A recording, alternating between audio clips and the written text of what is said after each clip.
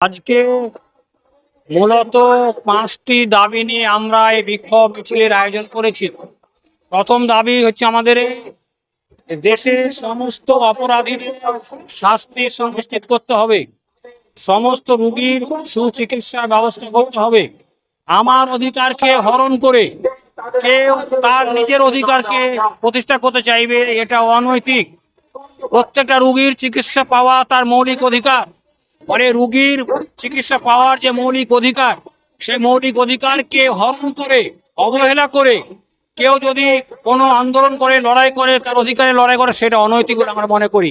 বলে একদিকে প্রত্যেকটা মানুষের তার অধিকারের জন্য লড়াই করার যেমন অধিকার আছে সেটা সুনিশ্চিত হওয়া দরকার, পাশাপাশি প্রত্যেকটা রোগীর সুচিকিৎসা পাওয়ার দরকার আছে।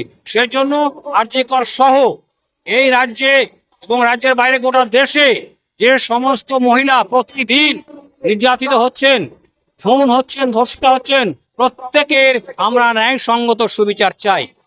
দ্বিতীয়ত হচ্ছে ওয়াকফ সম্পত্তি।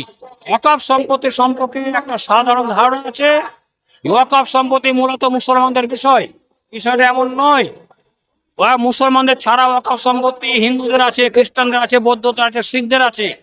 এই যে বিল, সেই বিলে শুধুমাত্র মুসলমানদের ওয়াকফ সম্পত্তিকে জবরদখল করা হবে না, হিন্দু, বৌদ্ধ, খ্রিস্টান, জৈন সবার পার্শ্বে সবার ওয়াকফ সম্পত্তি জবরদখল করা হবে।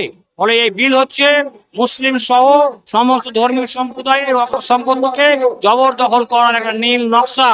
আমরা চাই এই বিল প্রত্যাহার করতে হবে এবং সরকারকে বাধ্য করার জন্য মুসলিম সহ সমস্ত ধর্মের মানুষ ঐক্যবদ্ধভাবে এর বিরুদ্ধে লড়াই করবে। ৩ হচ্ছে এই রাজ্যের বাইরে ভারতের প্রায় প্রত্যেকটা জায়গায় বাঙালিদের উপরে নানানভাবে নিপীড়ন নেমে আসছে, আক্রমণ চালানো হচ্ছে, কোথাও খুন করা হচ্ছে। এই আক্রমণ বন্ধ করতে হবে। আসলে এটা ঘটছে কোথায়? যেখানে বিজেপি শাসিত রাজ্য, সেখানে বিজেপির মাথার শেষ হিন্দুত্ববাদী শক্তি, ফ্যাসিস্ট শক্তি আসলে হচ্ছে বাঙালি বিরোধী, বাংলা ভাষী বিরোধী, বাঙালি জাতির বিরোধী, বাঙালি জাতির সত্তার বিরোধী। সেই জন্য তারা এই বাংলার বাইরে যেখানে যেখানে বাঙালিকে পাচ্ছে সেখানে সেখানে তারা আক্রমণ করছে। বাংলার বাইরে সব জায়গায় এই বাঙালিদের উপর আক্রমণ ইতিমধ্যে বন্ধ করতে হবে। যদি বাংলার বাইরে কোথাও এই আক্রমণ চলতে থাকে তাহলে বাংলাতেও তার প্রতিক্রিয়া হবে। এই প্রতিক্রিয়া যদি হয় তাহলে বাংলার সরকার, কেন্দ্রীয় সরকার, যে রাজ্যে ঘটবে সে রাজ্যের সরকার সবাই সমানভাবে দায়ী থাকবে। চতুর্থ হচ্ছে ওবিসি। কলকাতা হাইকোর্ট যে ওবিসি সার্টিফিকেট বাতিল করে দিয়েছে, তার বিরুদ্ধে রাজ্য সরকার সুপ্রিম কোর্টে মামলা করেছে।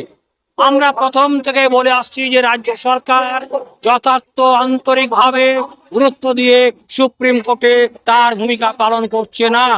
সেই আমাদের আশঙ্কা, আমাদের অভিযোগ যে সত্য, সেটা মুখ্যমন্ত্রী নিজেই প্রমাণ করেছেন। গত পরশুদিন মুখ্যমন্ত্রী নবান্নে বলেছেন যে আমি আমার অফিসারদের বলেছি তারা উপযুক্ত পরিমাণের সমস্ত ডকুমেন্ট সুপ্রিম কোর্টকে জমা দেবে, যেভাবে লড়াই করা দরকার সেভাবে তারা লড়াই করবে।